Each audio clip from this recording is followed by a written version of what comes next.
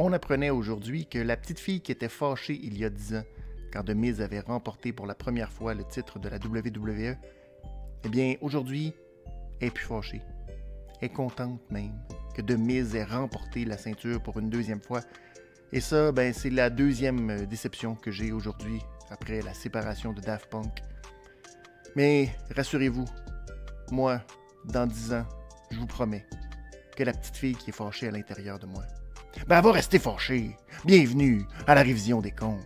Benny is money, ay, Benny is money, ay, Benny is money, c'est la révision des comptes, ay, Benny is money, ay, Benny is money, ay, Benny is money, c'est la révision des comptes, ay, Benny Mimosa, Benny Two Belts, Benny best in the world, l'univers au complet, Monday night Benny, Friday night Benny, 2 fois semaine on est béni par notre sauveur qui est béni, on se croise les doigts pour un actif, on a déjà des passifs, une clave de golf pour Benny, une clave de golf pour Benny, Benny is money, ay, Benny is money, ay, Benny is money, c'est la révision des comptes, ay.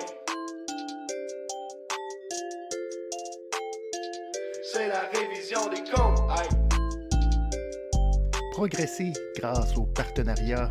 Comment ça va tout le monde? Benny is Money avec vous. De retour dans mon salon encore cette semaine pour la révision des comptes, celle de Raw du 22 février 2021. On va analyser ensemble, faire la comptabilité, mettre les bons segments dans la colonne des actifs, mettre les mauvais segments dans la colonne des passifs et au final évaluer si l'épisode de Raw était rentable ou non. C'est le lendemain de l'Elimination Chamber. Si vous avez été sur le Discord, vous avez pu apprécier le watch-along fourni. Je salue et je remercie RoboChuck encore une fois pour nous avoir fourni le feed pendant ce watch-along. Et puis après le watch-along, ben, on a eu presque un extra Discord, je dirais, avec Gab la promesse, RoboChuck. On était plusieurs et puis on a apprécié cette discussion presque philosophique, ma foi. Alors, c'est ça le Discord, c'est les petites perles qu'on peut avoir accès durant les watch-alongs. Eh bien, sans plus tarder, allons-y tout de suite avec la révision des comptes de Raw. On va la faire au fur et à mesure, à chaud, après chaque segment. Donc, vous allez vivre avec moi le Raw de ce soir, la suite de l'Elimination Chamber et de Miz. De Miz qui est champion. Est-ce que j'ai peur? Ben non, parce qu'il va perdre, ce sera pas long. Ça va être drôle. Allons-y avec la révision de Raw. Naturellement, Raw débute ce soir avec la célébration du nouveau titre de Miz. C'est John Morrison qui l'accueille dans le ring. Miz qui nous dit il y a 16 ans, lorsqu'il a commencé sa carrière à la WWE, tout le monde pensait qu'il serait congédié après 3 mois. Mais non, il est toujours debout. Et il a maintenant la ceinture 16 ans plus tard. Miz nous dit qu'il y a plein de grands titans, tels Batista, John Cena, Triple H et même Bobby Lashley, qui sont tombés, ne sont plus à sa hauteur, malheureusement. Alors que Miz est toujours debout. Miz qui est un fin stratège, qui avait tout dit, tout dévoilé à McIntyre et qui a exécuté son plan. Tel Babe Ruth, il a collé sa shot. Et maintenant, il est le premier 2 fois Grand Slam Champion. Alors, tout ça va provoquer la Hurt Business qui vont arriver sur le ring en MVP et Bobby Lashley. Ben, pour venir d'abord féliciter The Miz, mais surtout collecter la petite dette parce que Miz a un peu omis de dire que c'est Bobby Lashley qui avait pas mal détruit McIntyre avant que celui-ci puisse faire le cash-in après le Elimination Chamber. Alors, Miz dit qu'il y a tellement de pression quand tu es champion de la WWE.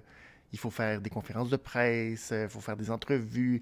Miz n'est pas certain là, avec tout ce qui se passe, Fastlane, puis WrestleMania. Puis il n'y aurait peut-être pas le temps là, de donner une chance au titre tel que c'était stipulé dans l'entente avec MVP hier soir.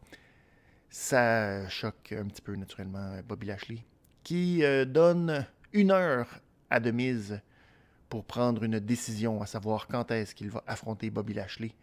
Et si dans 1 heure, il n'a pas pris une décision favorable, eh bien, Bobby va lui le faire jouer dans une nouvelle télé-réalité.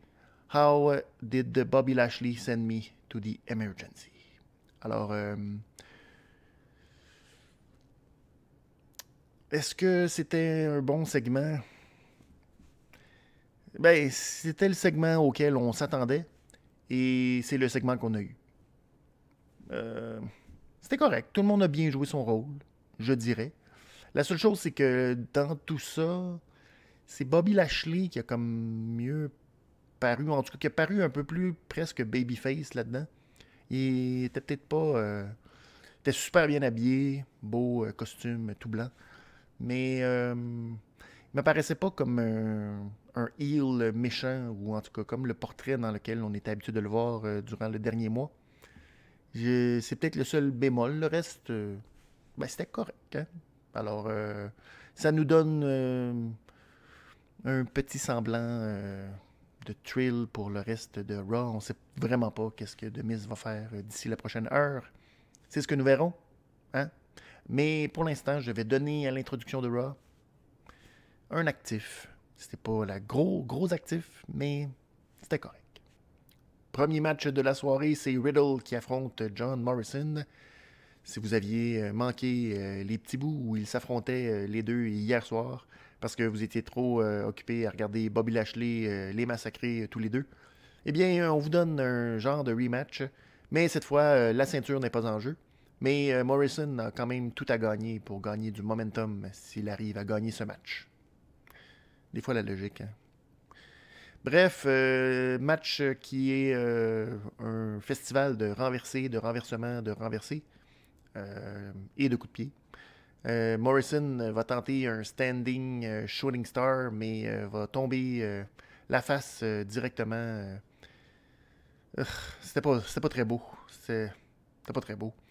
Mais par la suite, il va réussir quand même une belle manœuvre pour passer par-dessus la troisième corde et atteindre Riddle en bas du ring. Une espèce de rouleau à pâte, je dirais. C'est toute une descente, mais sur le coup, il va quand même se blesser au genou. Mais par la suite, Riddle va le saisir pour une souplesse sur le tablier du ring, l'endroit le plus dur, la partie la plus dure de tout le ring. Et ça va nous amener à la pause. Au retour, les deux ils vont encore coup pour coup, et c'est encore le festival du renversement.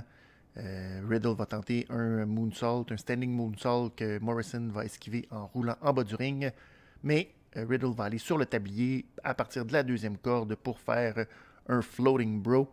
On va remonter dans le ring, Riddle va monter sur la deuxième corde, mais cette fois, Morrison va le surprendre avec un Spanish Fly pour seulement un compte de 2, malheureusement.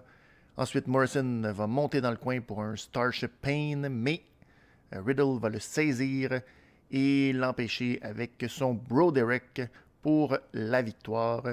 Après le match, Samoa Joe va dire que c'est une belle première défense de titre pour Riddle, mais Tom Phillips doit tout de suite le ramener à l'ordre parce que la ceinture n'était pas en jeu.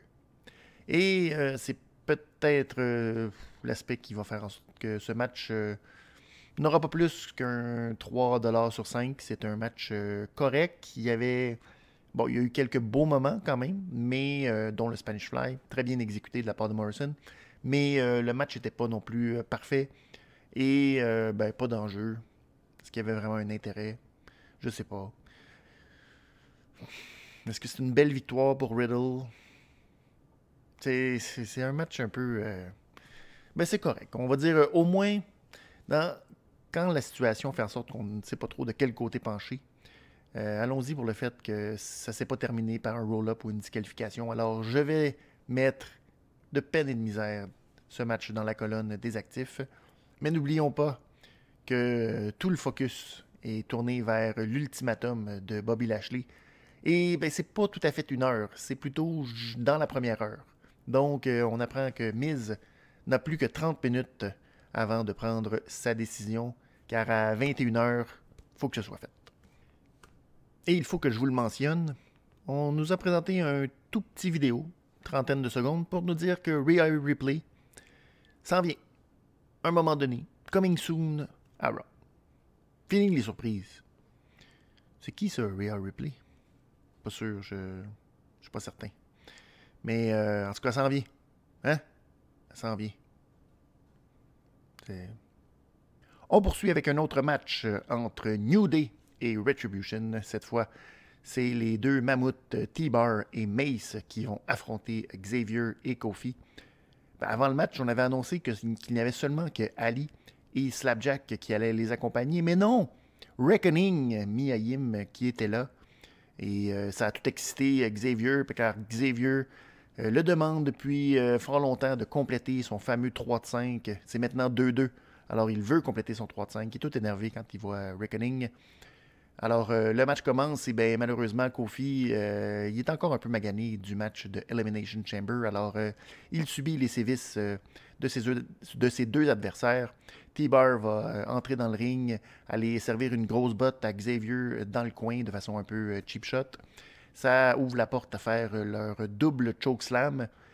Et ben, ça devrait être suffisant pour gagner le match, mais Ali en redemande et redemande à T-Bar d'entrer dans le ring pour refaire le double chokeslam. Alors, il va tenter à nouveau de faire un cheap shot à Xavier, mais cette fois, Xavier va faire tomber T-Bar en se tenant sur la 3e corde. Ensuite, Mace ne réussira pas à garder Kofi, qui va lui servir un Trouble in Paradise. T-Bar va revenir dans le ring et lui aussi subir un Trouble in Paradise pour la victoire de New Day. Oh, pauvre Retribution qui perd encore, qui ont encore l'air d'une vraie gang de losers.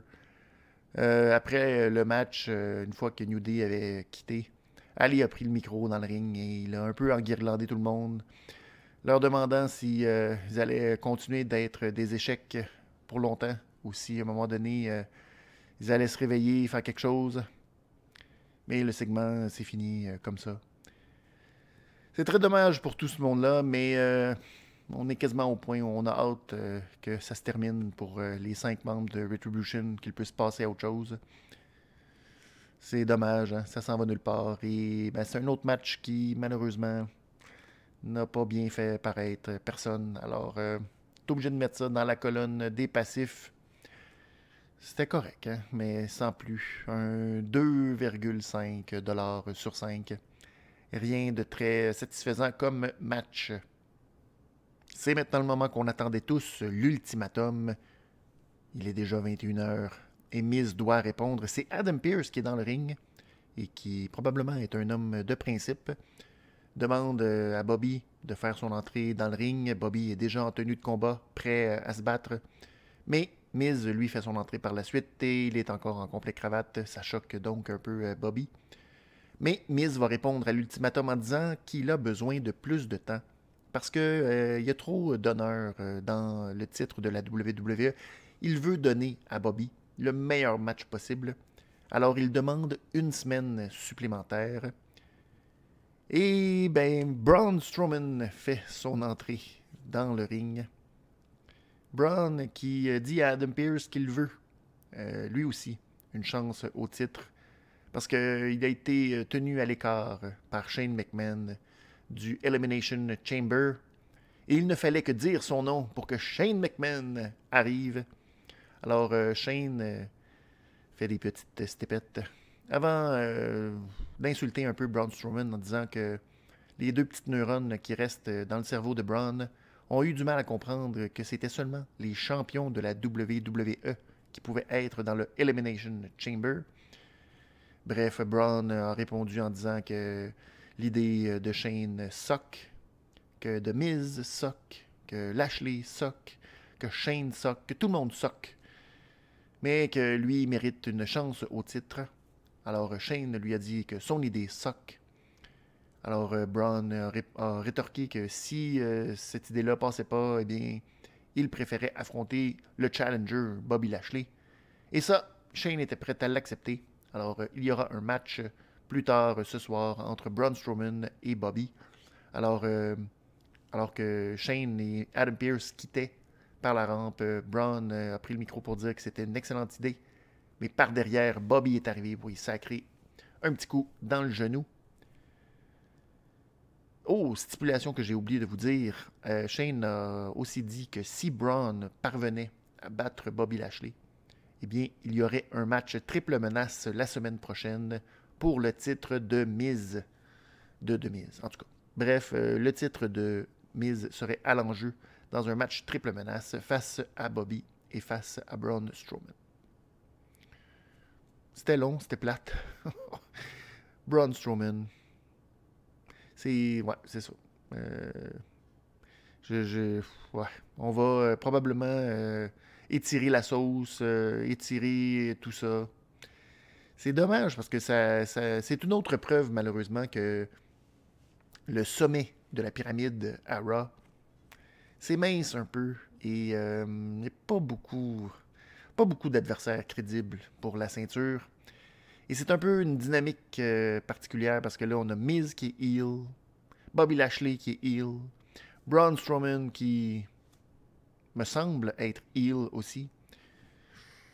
Il y a quelque chose qui marche pas, il y a quelque chose qui clique pas, il y a... En tout cas, à mon sens, il y a une dynamique là-dedans qui fonctionne pas du tout. Déjà qu'il n'y a pas nécessairement énormément d'intérêt, ni pour Braun. Lashley, c'est correct, mais est-ce que c'est... je sais pas. Et de Miz, ben, malheureusement, son personnage, je trouve pas qu'avec la ceinture, il est tant plus crédible. On dirait qu'on s'en va beaucoup plus vers The Miz face à Bad Bunny que The Miz champion à WrestleMania. Alors, tout ce segment était quand même assez long.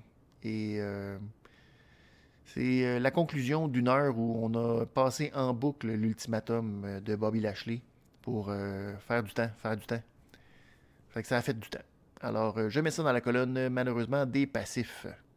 C'est au tour maintenant des autres membres de Hurt Business, Shelton et Cedric, d'affronter les Lucha House Party, encore une fois, mais dans un match Tornado Tag. Alors, tout le monde se bat en même temps. Bref, c'était juste un spectacle pour que la Hurt Business massacre encore une fois les Lucha House Party. Au début du match, ben, il y a MVP qui était à la table des commentateurs et Alexander a fait un super dropkick dans le dos de Dorado qui était assis par terre et MVP a tellement adoré qu'il a demandé une reprise et une reprise, il a eu. Par la suite, ben, on a souvent envoyé Dorado en bas du ring pour faire un 2 contre 1 sur Metallic. Tellement qu'à un moment donné, Dorado est remonté dans le ring pour sauver le tombé et il s'est couché sur Grand Metallic pour le protéger finalement. Alors, on a décidé à la Hurt Business de plutôt faire du 2 contre 1 sur Dorado. Finalement, Dorado a réussi à faire tomber Alexander qui n'a pas pu aider Benjamin dans le ring. Et là, ben, Benjamin a reçu un premier coup de pied circulaire, suivi d'un Tornado DDT et d'un Splash. Les deux Lucha ont fait le tomber en même temps, mais Alexander est remonté à la dernière seconde pour sauver le coup. Byron Saxton est devenu tout excité quand il a vu Dorado monter dans le coin. Et là, il a dit « Oh, il y a eu le tag, c'est lui maintenant le Legal Man ».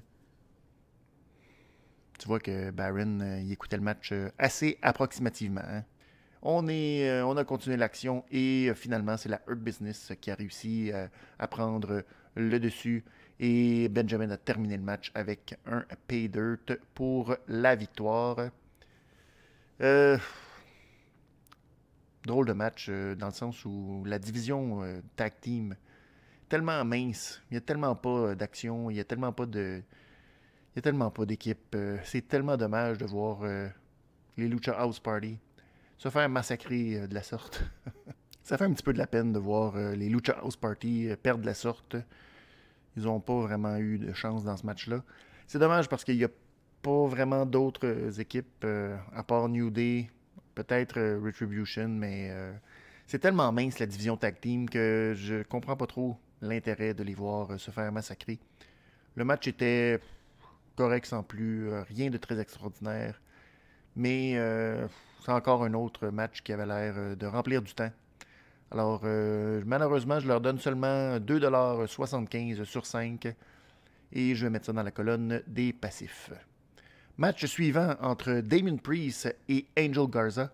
Un point positif pour Angel Garza, c'est qu'il a maintenant une grosse rose en infographie dans son entrée, donc j'imagine qu'il faut le prendre au sérieux. Mais il y a quand même moins de pyrotechnie que Bad Bunny quand il fait son entrée. Bad Bunny qui accompagne Damien Priest. Au début de match, c'est pas mal Damien Priest qui a l'avantage, très puissant, des grosses cordes à linge. Mais Angel Garza va envoyer Priest dans le coin avant de faire lui aussi 2 cordes à linge et d'enlever ses culottes et de les envoyer dans le visage de Bad Bunny pour l'intimider, j'imagine. Par la suite, Garza va tenter d'appliquer un camel clutch. Il y a quelque chose, un gars de sa taille qui fait un camel clutch, c'est moins impressionnant qu'un Rousseff, mettons. Mais Damien Priest va finir par s'en sortir.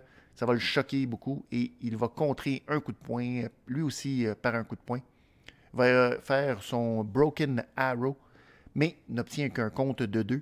Et finalement, Garza va le pousser en bas du ring avec une corde à linge. Mais ça va permettre à Garza d'aller un peu faire du trash talk à Bad Bunny. Il s'assoit même dans les cordes pour l'inviter à monter. Alors Bad Bunny prend son temps et fait mine qu'il va rentrer dans le ring. Mais finalement, il va faire signe que « Hey, hey, check donc derrière toi ». Alors Priest revient avec un coup de pied. Il monte dans le coin, fait une descente de corde à linge, s'en va dans le coin, fait son move de tir à l'arc. Il va de son coup de coude. Et finalement, il complète avec malheureusement ce qui n'est plus un Reckoning, mais bien un Hit the Light. Pas Super Winner comme nouveau nom de finisher pour son Crossroads. Hein? Pour la victoire. Après le match, en fait, les geeks, les petits pourchasseurs de 24/7 en Humberto Carrillo, Akira Tozawa et Drew Gulak sont rentrés dans le ring pour essayer de s'en prendre à Bad Bunny. Mais Priest s'en est débarrassé et Bad Bunny a fait passer Drew Gulak par-dessus la 3e corde. Alors, pauvre Drew Gulak qui est rendu là de se faire expulser par Bad Bunny. Pas un long match et pas super convaincant. J'ai pas été hyper diverti par ce match-là, qui était un rematch, à mon sens, qui était pas super nécessaire. Je trouve pas que Garza a si bien paru, ni Priest non plus. Alors malheureusement, je vais donner encore une fois un 2,75$ sur 5 pour ce match et mettre ça dans la colonne des passifs. Là, je sais pas si je vous en ai parlé, mais Rhea Ripley s'en vient à Raw. Elle s'en vient. Elle s'en vient. Le prochain segment, il faut en parler, une promo de Randy Orton dans le petit ring de service. Randy qui dit qu'il ne connaît pas l'échec. Et quand il y a un problème ou une distraction, il s'en occupe. Et comme le Fiend, par exemple, qui était une distraction, il l'a brûlé. Hein? Il l'a fait disparaître. Alors on a revu les images de TLC quand il a fait brûler The Fiend. Mais là, la semaine dernière, il était dans le Gauntlet match. Il aurait pu gagner puis avoir un avantage très, très important dans le Gauntlet match. Mais malheureusement, il a été distrait par Alexa Bliss. Alors, il a perdu. Et là, il dit que c'est pour ça qu'il a été éliminé en premier dans le Gauntlet match. Il est trop distrait. Puis là, il dit, c'est pas The Fiend qui me distrait. C'est Alexa Bliss qui me distrait. Alors, on a vu des images de la semaine dernière où Alexa Bliss avait dessiné un pentagramme au sol. Et au retour, quand on est revenu à la promo de Randy, Randy a senti que là, il a comme mangé quelque chose, là, que ça passait pas. Et là, s'est mis à vomir, à cracher, une glu noire, une espèce de... C'est de toute beauté. J'ai adoré ça. Quelqu'un qui a du reflux gastrique en pleine télévision. J'ai adoré ça. Tu vois, je vais répondre à Zoonator qui dit que j'aime pas la magie. Eh bien, ça, c'est de la belle magie. Et j'ai aimé ce beau segment de Randy qui nous crache l'espèce de stuff noir de sa bouche. Est-ce que The Fiend se serait emparé du corps de Randy? C'est ce que nous saurons peut-être. On le sait pas. C'est malade. Prochain match, c'est Charlotte et Asuka qui font encore équipe pour affronter Shayna Baszler et Nia Jax. Pourquoi? Je ne sais bien pas. On est à quoi? Quelques 3-4 semaines de Fastlane. Un autre 3-4 semaines de WrestleMania. Et on a l'impression qu'il n'y a toujours personne qui va affronter Asuka pour sa ceinture de pacotille. C'est décourageant. Asuka qui se bat encore en équipe avec Charlotte, malgré tout ce qui est arrivé avec Lacey Evans. Ça a l'air que ça ne le dérange pas tant que ça. En début de match, Charlotte va se fâcher après avoir reçu une claque de Nia Jax. Tellement fâchée, elle est comme Hulk Hogan, devient invincible et elle sort et Shayna et Nia Jax en bas du ring pour nous amener à la pause. Au retour de la pause, les rôles sont inversés. C'est maintenant Asuka qui est isolée dans le coin de Shayna et Nia et les deux tentent de lui casser le bras. Asuka va quand même s'en sortir. Elle va réussir à esquiver un stomp de Shayna, donner le hot tag à Charlotte Hulk Hogan dans son coin. Charlotte va s'occuper des deux. Va même réussir à renverser une double souplesse. Mais malheureusement, elle va être quand même victime d'une powerbomb de Nia Jax. Par la suite, Nia va donner le tag à Shayna. Shayna qui va aller donner un coup sournois à Asuka, mais tomber immédiatement sous le figure 4 de Charlotte. Ça va permettre à Nia Jax de revenir et d'appliquer une descente de la cuisse. Finalement, Asuka va prendre le hot tag. Elle aussi se charger et de Nia et de Shayna. Et par la suite, il y aura une intervention cette fois de Shayna qui va donner un sale coup de pied à Asuka pour empêcher la soumission. Asuka et Shayna vont s'échanger les soumissions, mais Charlotte va arriver avec une big boot pour frapper Shayna au visage, mais Shayna va se tasser et c'est Asuka qui va recevoir la big boot au visage. Par la suite, il y a comme un renversement. Charlotte envoie Shayna à l'extérieur du ring, mais ne se préoccupe pas de Nia Jax et Nia Jax fait une descente de la cuisse sur Asuka pour la victoire. Et après le match, Charlotte va vouloir tendre la main à Asuka, mais Asuka, fâchée de la situation, va comme slapper la main de Charlotte, et puis là, Charlotte fait comme « Oh! » Puis elle s'en va. C'est ça, dommage. Malheureusement, ce match-là, encore un autre rematch que... C'était un bon match en tant que tel. Si vous n'avez pas vu ce match-là auparavant, c'était un bon match. Malheureusement, on voit que c'est pour établir un énième match entre Charlotte et Asuka. Et au rythme où vont les choses, Charlotte va probablement encore l'emporter. C'est un peu décevant. Puis le booking, la façon que ça a été fait, la finale a été un peu... C'était bizarre parce que Charlotte, c'est elle qui a envoyé Shayna en bas du ring. Mais elle ne s'est pas du tout préoccupée de Asuka. C'était, je sais pas, rien au niveau du booking de très bon. Mais les lutteuses nous ont offert une belle performance. Alors pour ça, je vais leur donner 3,25 sur 5. Mais pour le booking, puis manque de créativité, à mon sens. Alors je vais mettre ça dans la colonne des passifs. On continue sur une belle séquence de matchs qu'on n'a pas vu depuis longtemps, si on n'a pas regardé la lutte depuis moins que la semaine passée. Jeff Hardy, on tape des mains face à Sheamus. Alors Jeff Hardy qui doit être content d'avoir été échangé à Raw durant le draft pour pouvoir se battre contre Sheamus, Elias, AJ Styles. Lui, ça doit complètement faire changement de quand il était à SmackDown. Complètement différent.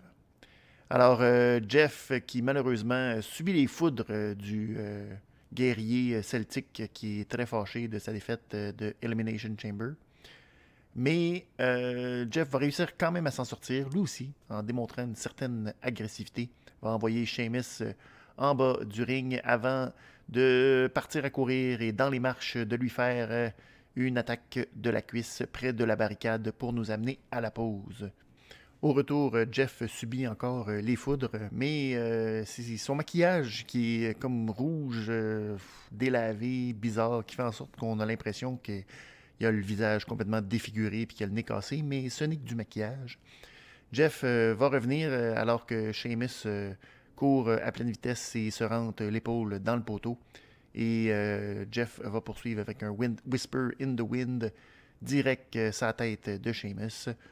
Par la suite, Jeff va monter dans le coin, va faire mine de faire un Swanton Bomb, mais il monte seulement sur la deuxième corde pour un splash.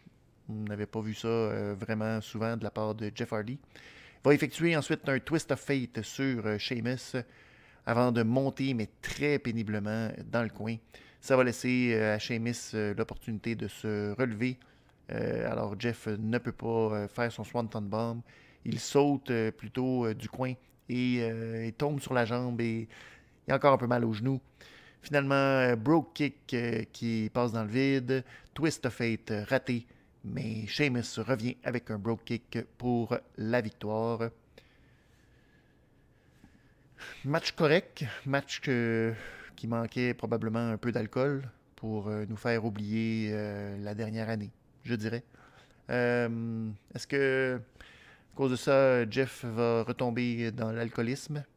On ne lui souhaite pas, hein? Sheamus, c'est dommage parce qu'il était si proche d'avoir une chance au titre. Maintenant, il a l'air si loin. Un peu plate, un peu dommage au niveau du booking. On a l'impression que ça tourne un peu en rond. Mais c'était un bon match entre deux bons lutteurs. Alors, 3,25 sur 5. Mais parce qu'il n'y avait pas d'enjeu, pas d'intérêt et pas rien au niveau du booking, malheureusement, on doit mettre ça dans la colonne des passifs.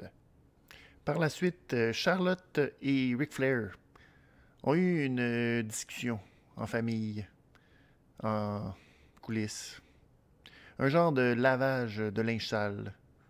Dire que les deux voulaient protéger le nom Flair. Mais Rick voyait du potentiel dans une Lacey Evans. Il voulait augmenter son apport dans la division féminine. Et Charlotte trouve que c'est pas drôle de faire ça pendant que c'est elle qui devrait briller et que le temps du Nature Boy est terminé. Alors elle demande à Rick de retourner à la maison. Ouais, ce segment-là, c'était comme réglez vos affaires. Réglez vos affaires. Mais vous n'êtes pas obligé de faire ça devant la caméra si c'est pour être malaisant comme ça. Ne clignez pas des yeux, c'est le moment du match entre Lana et Naomi face à Mandy Rose et Dana Brooke. Au début du match, Lana se fait malmener par Mandy et Dana, mais elle réussit péniblement à donner le tag à Naomi. Mandy renvoie Lana dans l'autre coin et Lana court un peu la tête basse et on dirait que c'est par inadvertance qu'elle rentre l'épaule directement dans Dana Brooke. Par la suite, elle va aider Naomi à faire un double sit-down faceplant pour la victoire. Alors, c'est ça. Hein? Le match a duré 1 minute et c'est une supposément grosse victoire pour Lana et Naomi qui sont les aspirantes numéro 1. 2$ sur 5. Passif. Dernier arrêt avant la finale. C'est Ricochet qui tente encore une fois de se qualifier pour le Royal Rumble en affrontant AJ Styles. Ah, mais oui, c'est vrai. Hein? Le Royal Rumble est déjà passé. Et Ricochet avait perdu son match contre AJ Styles. Mais il s'est quand même retrouvé dans le Royal Rumble. Et je suis tombé dessus dans le tirage au sort. Alors, Ricochet a encore perdu face à AJ Styles. AJ Styles qui a gagné grâce à un Styles Clash. Et pour ajouter de l'insulte à l'injure, Omos a saisi Ricochet après le match par la tête, à 2 mains, l'a levé très très haut dans le ciel avant de lui faire un powerbomb. C'est le talent de Ricochet de prendre des bumps et de vendre les dits bumps. C'est sa force, malheureusement, pour Ricochet. Alors, 2,5 sur 5 hein, pour son effort et passif. Encore une fois. Et le train entre en gare. C'est la finale de Raw. Braun Strowman qui affronte Bobby Lashley. Pour Braun qui, s'il l'emporte, va rendre le match de la semaine prochaine pour le titre du Miz. Un match triple menace. Miz, justement, qui a décidé de venir faire un tour à la table des commentateurs pour ce match. Braun et Bobby vont commencer avec un lock-up qui ne finit plus. Mais Braun va parvenir à saisir Bobby et lancer par-dessus la troisième corde. Ensuite, il va descendre pour aller faire son tour du monde, mais Bobby va esquiver et Braun va aller se péter le genou contre les escaliers, le genou que Bobby avait plus tôt dans la soirée attaqué. Ensuite, Bobby va revenir à la charge, attaquer le genou, va tenter de passer le Hurt Lock, mais sans succès. Braun est comme trop gros des bras. Alors, Braun va ensuite faire un splash à Bobby dans le coin avant de le saisir pour son Power Slam. 1, 2, non, Bobby relève l'épaule. Ça laisse Braun complètement pantois. Braun, malheureusement, qui va subir par la suite un immense Spinebuster de la part de Bobby Lashley, qui va s'élancer dans les cordes une fois, deux fois pour un gros spear. 1, 2 et 3. Braun relève l'épaule trop tard. Victoire de Bobby Lashley qui affrontera seul The Miz la semaine prochaine. Bobby qui poursuit son attaque contre Strowman et qui finalement réussit à appliquer le Hurt Lock. Miz, pour une raison qu'on ignore, décide de rentrer dans le ring et Bobby s'en charge immédiatement avec un spear et Miz souffre le martyre alors que Bobby saisit la ceinture et monte dans le coin pour exhiber la ceinture. C'est pas le geste le plus brillant, ça, Bobby, toi qui étais si dominant, mais de te présenter directement avec la ceinture à la fin de Raw, ça n'augure rien de bon pour la semaine prochaine. Petit manque d'expérience de la part de Bobby sur celle-là. Alors, un match de gros bonhommes qui se font des taloches de gros bonhommes et qui se font des power moves. C'était correct dans l'ensemble. C'était un peu bizarre que Braun ait relevé l'épaule, par exemple, à la fin, après le compte de 3. Ça, celle-là, je ne l'ai pas compris. Peut-être pour dire qu'il était affaibli, mais si ça avait été un compte de 4, il aurait relevé l'épaule. Je sais pas. Mais au moins, Bobby va affronter The Miz 1 contre 1. Je sais pas si on va nous faire... J'ai l'impression qu'on va faire étirer la sauce jusqu'à Fastlane, probablement. Pas de Drew McIntyre non plus durant l'émission. Qu'est-ce qui va arriver la semaine prochaine? Est-ce que Miz va réussir une arnaque pour garder sa ceinture? Fort probablement. Alors pour ce match, je vais mettre ça dans la colonne des actifs et donner un 3$ sur 5 pour l'effort de Bobby Lashley. Et c'est comme ça que se termine cet autre épisode répétitif de Raw. Et pour tous ces matchs qu'on a déjà vus dans le passé, qui se sont répétés, qui n'ont pas donné grand-chose de différent en termes de résultats, je vais donner un résultat semblable à l'habitude pour un Raw à 2,5$ sur 5, malheureusement. Et on passe maintenant aux Awards. Les Awards aujourd'hui, merci beaucoup à Marcus Black et à RoboChuck de m'avoir donné vos Awards dans le salon de la révision des comptes sur Discord. Alors, on va y aller rapidement.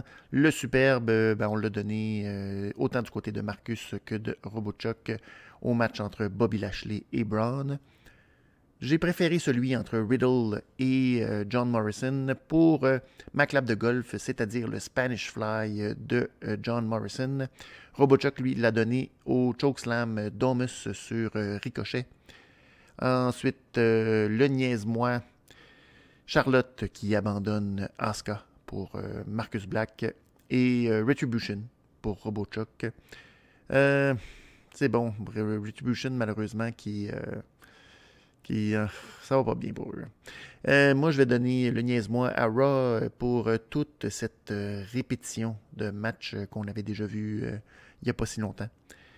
Le Jean Héroldi, Marcus Black l'a donné à Omos. Moi, je vais le donner à Bobby Lashley pour son costume blanc. Superbe. C'est digne d'un bidet. Hein? 45 Patreon. 45 Patreon, c'est juste de la lutte. Ça s'en vient. Gardez espoir. Par la suite, la contravention de style Braun Strowman pour Marcus Black et pour RoboChuck Lana. C'est pas fin, ça. Moi, je vais le donner, ma contravention, je vais le donner au maquillage de Jeff Hardy, qui avait l'air d'une face beaucoup trop maganée. La pause piste, Mandy et Dana face à Lana et Naomi pour Marcus et Robochuck va dans le même sens. Eh bien, je rock la note, la même chose. Un match de 1 minute 30. Épouvantable. Le beaucoup bien. Marcus l'a donné à Ricochet. Il va falloir qu'il l'explique, celle-là. Parce que, à part faire des bons bumps, je sais pas trop. Et Robochuck, lui, l'a donné à Bobby Lashley. Bobby Lashley qui a été dominant. J'abonde dans le même sens. Et la grosse nouille, malheureusement, Drew Gulak qui se fait bumper par Bad Bunny, qui se fait garrocher en bas du ring. C'est une très bon choix de Drew Gulak. Et la prédiction nostradanique, Marcus Black qui dit que Miz va rester champion, probablement la semaine prochaine.